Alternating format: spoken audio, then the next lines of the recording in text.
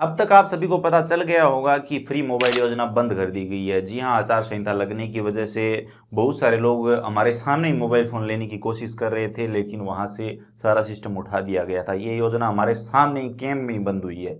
वहाँ पर लोग ये तक कह रहे थे कि अगर आज बंद करनी थी तो हमें क्यों बुलाया, हम किराया लगाकर इतनी दूर से आए हैं, हम आंदोलन करेंगे, हम ये करेंगे, वो करेंगे। लेकिन कर्मचारियों के पास इसका कोई जवाब नहीं था।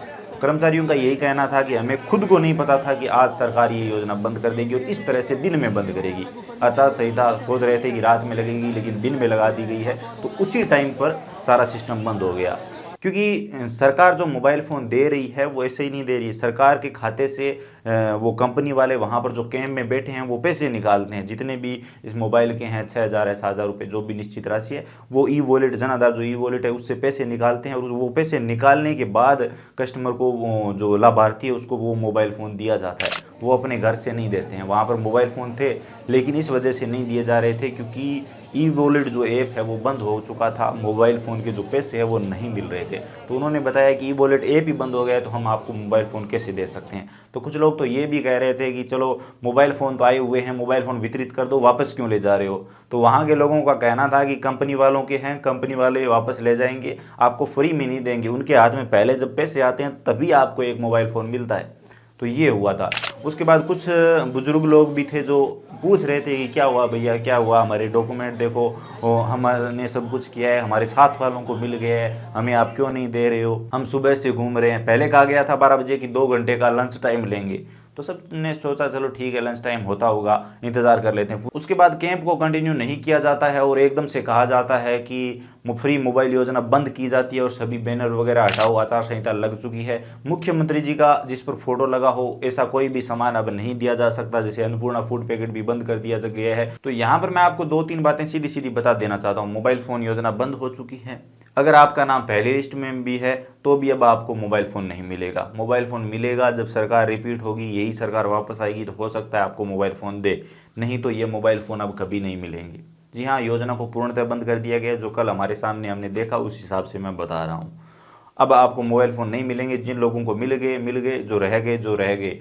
लोग कैंप में जाकर भी रह गए थे क्योंकि कुछ लोग लेट पहुंचे थे, नंबर लेट लगा था।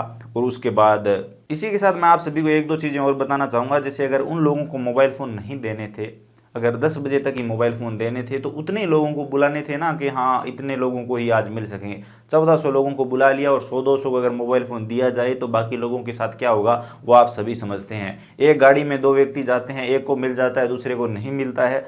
तो महिलाओं को दिक्कत तो हो रही थी, वहाँ पर लोग परेशान भी हो रहे थे, लेकिन उसके बाद कुछ हो नहीं सकता। लोग चिल्ला रहे थे कि हम धरना देंगे, वोट नहीं देंगे। वहाँ की पुलिस कह रही थी यहाँ नहीं, चलो बाहर निकलो, बाहर सड़क पर धरना दो। तो अब 5-6 हज़ार के मोबाइल के लिए कौन धरना देता, वहाँ पर क्या होता। और उन सबको ये समझ में आ चुका था कि अब कुछ नहीं हो सकता क्योंकि आचार संहिता लग चुकी है। किसी भी हाल में अब ये सरकार आपको मोबाइल फ़ोन नहीं दे सकेगी अगर हम कुछ भी करते हैं तो फिर पूर्णतः वहाँ से इस योजना को बंद कर दिया गया। जैसे ही हम निकले, योजना बंद। मैंने आपको कल हमारी किस्मत के बारे में बताया था कि जैसे ही हमारे गांव का नंबर आता है फुल स्टॉप लग जाता है, लेकिन किसी वजह से कल हमारा नंबर आया और नंबर आते ही। तो अब जो भी लोग फ्री मोबाइल की उम्मीद लगाए बैठे हैं, मैं उन सभी को बता देना चाहता हूं कि भैया अब मोबाइल फ़ोन नहीं मिलेगा। इंतज़ार करने का कोई फ़ायदा नहीं। आप सरकार को वोट दें ना दें इस बात से कोई फ़र्क नहीं पड़ता, लेकिन मोबाइल फ़ोन नहीं मिलेगा। अब मुझे ये समझ में नहीं आया कि इतनी बड़ी बड़ी घोषणाएं करने का क्या मतलब है। अगर इन लोगों का नाम पहले लिस्ट में निकाला गया था तो इस हिसाब से सरकार को पता था कि यहाँ तक आचार संहिता लगेगी, तो इससे पहले पहले इन लोगों को तो निपटाना था ना, जिन लोगों का नाम पहली लिस्ट में था। अब पहली लिस्ट वाले ही बहुत सारे लोग रह गए हैं। हमारे गांव के बाद भी काफ़ी गांवों के नंबर थे, उन सबको वंचित कर दिया गया है। अब कुछ लोग तो घर बैठे बैठे वंचित हो गए, पत्र होते हुए भी, लिस्ट में नाम होते हुए भी, और कुछ लोग कैंप में जाकर हो गए।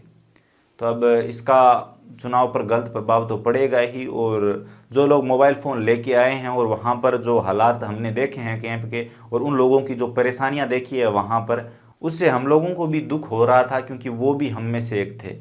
लेकिन हम कुछ कर नहीं सकते थे।